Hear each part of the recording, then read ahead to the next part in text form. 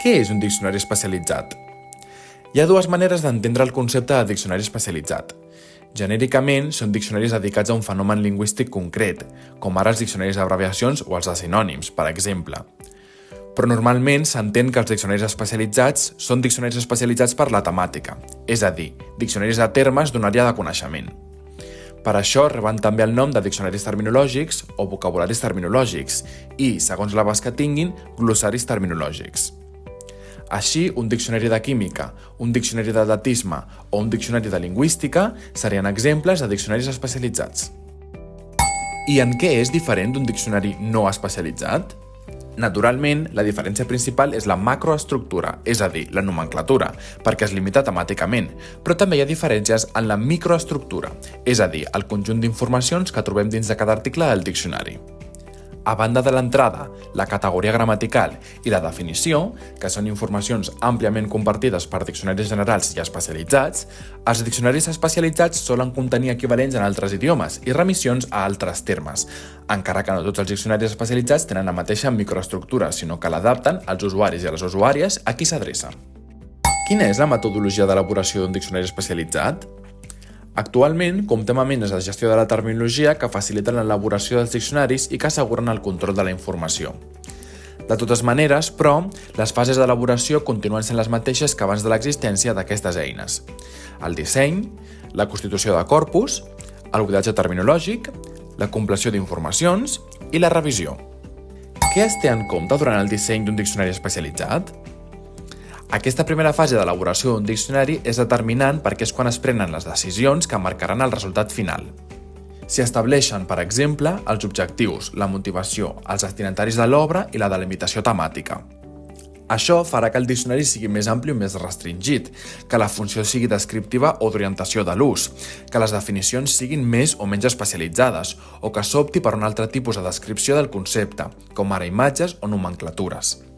La resta d'informacions que pot contenir el diccionari, com ara equivalents, remissions, notes, marques d'ús, depenen igualment del que es decideixi en aquesta fase inicial, durant la qual també s'han de prendre decisions d'ordre pràctic, com ara l'equip de treball i l'eina de gestió terminològica que es farà servir.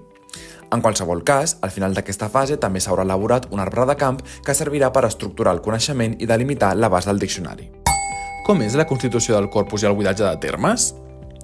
El corpus és el conjunt de textos d'un camp de coneixement que s'utilitza per al buidatge, és a dir, per a l'extracció de termes. Tot i que dependrà del públic previst, en el corpus s'intenta recollir textos que representen els diferents gèneres textuals d'una matèria, com ara manuals, articles, textos legals, informes, catàlegs o programes universitaris.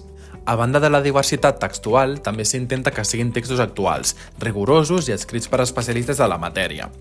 L'extracció de termes es fa de manera assistida, ja que la majoria d'eines de gestió terminològica contenen extractors de terminologia, però aquestes eines necessiten postedició per validar el valor terminològic de les unitats seleccionades i també per determinar si són pertinents temàticament d'acord amb l'arbre de camp elaborat en la fase inicial.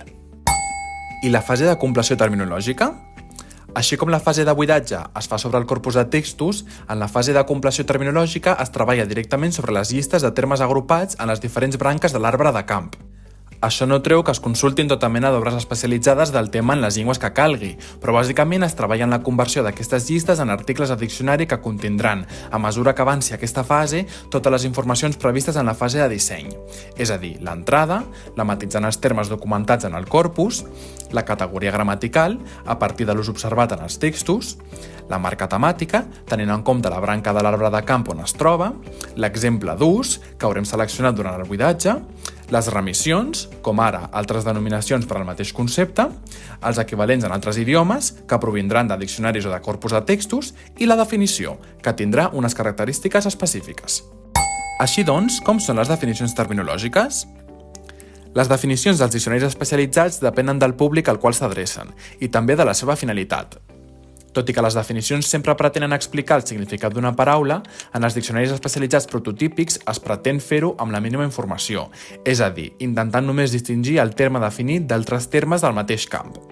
Això és possible fer-ho perquè els termes formen part d'una xarxa nocional en què l'estructuració jeràrquica té un paper important i això permet reduir la definició a la informació relativa al bloc on s'insereix i la informació mínima per diferenciar un concepte d'un altre del mateix bloc. Per exemple, en un diccionari d'instruments musicals, la flauta travessera estarà definida com a flauta de metall d'embocadura lateral. Aquí, la paraula inicial, anomenada descriptor, situa aquest concepte en el bloc de flautes i amb la resta d'informacions queda diferenciat dels altres conceptes del mateix bloc, és a dir, altres tipus de flautes. Els diccionaris especialitzats són necessàriament prescriptius? No. Tots els diccionaris especialitzats parteixen de la descripció de l'ús, és a dir, el corpus de textos de buidatge. Segons els objectius del diccionari, es recull i descriu l'ús o s'intervé per modificar-lo. En algunes àrees, la terminologia pot estar interferida per altres llengües i en aquests casos pot ser necessària la recerca o proposta de denominacions autòctones per mirar d'evitar un ús gaire elevat de manlleus que podrien acabar invalidant la terminologia pròpia, si ja existeix, o els mecanismes d'innovació lèxica. Aquesta situació és més freqüent en llengües en situació de vulnerabilitat lingüística, com el català, i per aquest motiu és important que hi hagi institucions que vetllin per la gestió terminològica, com el Termcat per al català. A continuació, pots consultar 3 referències especialistes de l'àmbit.